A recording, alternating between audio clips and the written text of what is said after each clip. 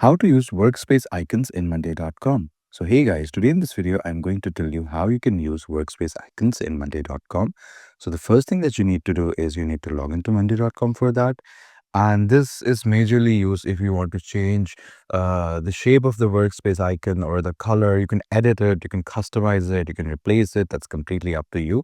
So after logging into your monday.com, you can see that you will be redirected here to this home page, and there are multiple boards that you're working on, but your workspace is right here. So what you can do is you're going to click on these three dots right here.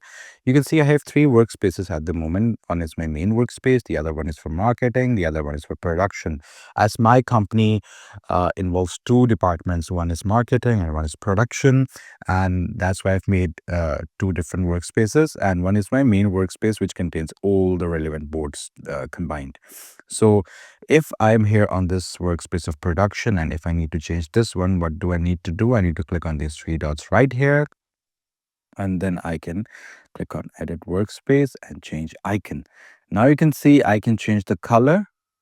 Here you go, of this workspace to any color that I want. It's completely up to me. So for example, if I select this one, then I can select the logo as well of the production. So we can just click this one because this arm wrench seems pretty relatable to production. So I've done this one for production. Let's come to the marketing. Let's change its color. Here you go. Marketing, let's go with green.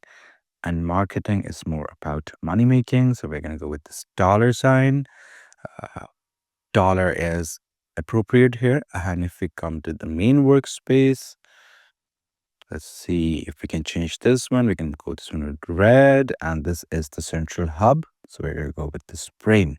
Seems more reasonable, I can say that. So that's how you actually change and edit the icons on the workspace. You can also upload your own picture of workspace, but you'll need a picture for that in order to make it the icon. You'll need to do some editing of the picture, make the size equivalent to this logo right here. And once when you do it in Photoshop or any specific photo editing app, then you can upload it right here. So that's how easy it is. So I hope you found this video informative. Please do like the video and subscribe to the channel to see more content like this. I'll see you in the next one.